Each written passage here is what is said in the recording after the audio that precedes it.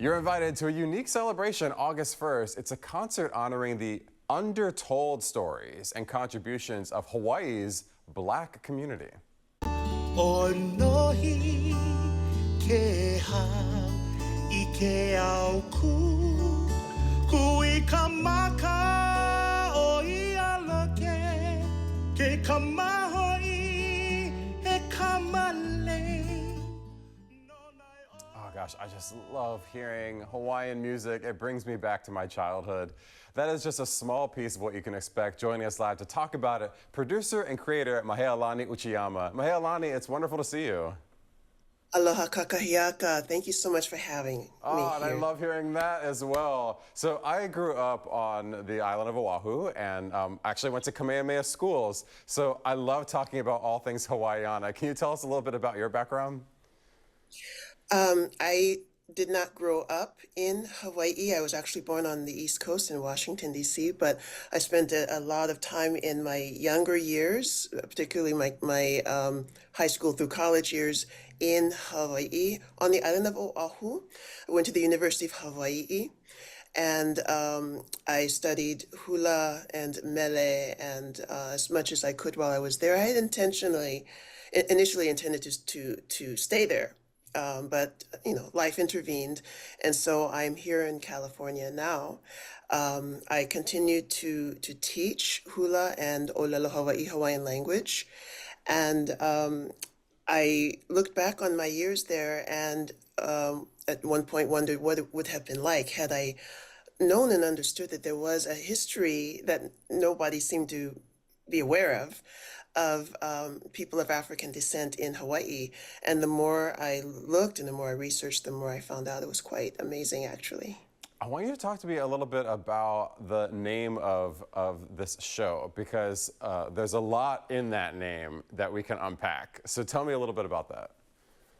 So the name Pōpolo refers to a medicinal berry that is found throughout Polynesia. It is sort of a deep purple color, and because of the dark coloring, that was a name that was used to denote people who had really dark colored skin.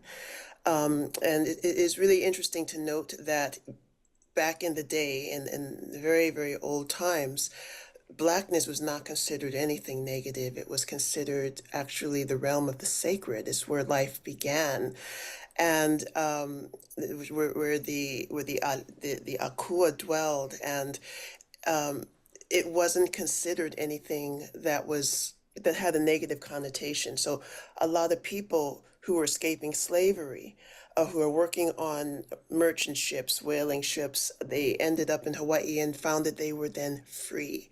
Yeah. The change began to happen with colonization and with certain mindsets and attitudes that were sort of inserted into the social structure by people who might have had different ideas, particularly people from this continent who came there, especially in mass with the Second World War, and so to call this Pōpoloheno, which means cherished popolo, is really to call attention to the fact that the name itself, Popolo, which I know, because if you went to camp school, you see me as a kid from Hawaii going, oh.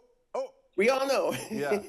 It has been traditionally, just to let people know who didn't grow up there or didn't live there for a period, it has been traditionally a slur, much in the way that mahu was a slur for a long time for gay folks in Hawaii. But both of those terms have now been reclaimed. Exactly. And that's why I wanted it to be prominent in this work, because there is nothing wrong with the popolo. It's a medicinal berry. It's something that you take to make you feel better, to heal you. The popolo will show up in your backyard unbidden. You don't have to plant it. It will just show up. And you can make tea out of it. You can use it to heal your body. So there is nothing negative about that. I want to talk about something positive, too, about what a beautiful performer you are. So we do have a little snippet from you. Let's check that out.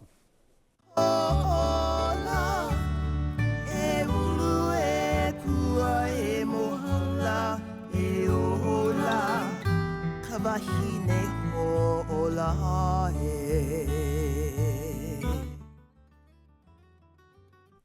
I was in my office yesterday just listening to your music because you have a gorgeous voice.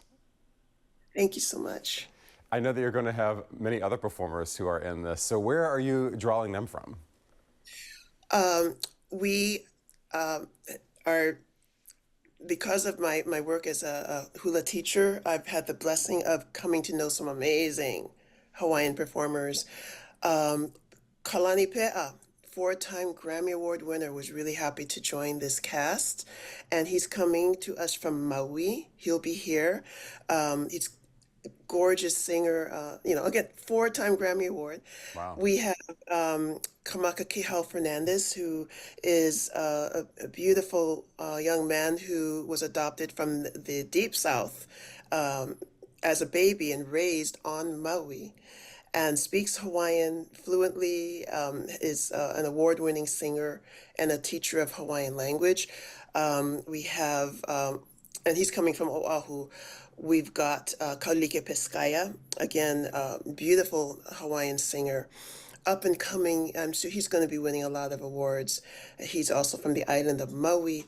Ikaika Blackburn, also from Maui. Maui in the house. Ikaika Blackburn, Grammy-nominated Hoku Hano Hano award-winning singer. I believe that's all from Hawaii, but we have some local stars too. Our wonderful Patrick Landeza, who is the only non-resident, not living in Hawaii person who has won multiple Hoku Hano Hano awards for his music. And he's also composed and will be part of this performance, as well as jazz singer, also known as Hawaii's First Lady of Jazz. Had lived there in Hawaii for 40 years. She's back here now, Azure McCall. And she will be bringing her full jazz orchestra to bless us with this song. I don't think I've forgotten anybody. Yeah, so those are the main people, and all of our band and all of our, and I will be bringing my dancers. There'll be I was going to say, there has to be dancing. This cannot be a showcase of Hawaiiana without dancing, so that must occur. quite a bit. Yes, indeed. It's been such a pleasure talking to you. It also reminds me of home, and so you've also made me homesick, but that's a good thing. Thank you so much, and we look forward to this concert August 1st. You can get tickets by going to ybca.org. Thanks again. And let's see what our weather's looking like. Nothing like what Hawaii is experiencing right now, because it is too cold here, Lisa.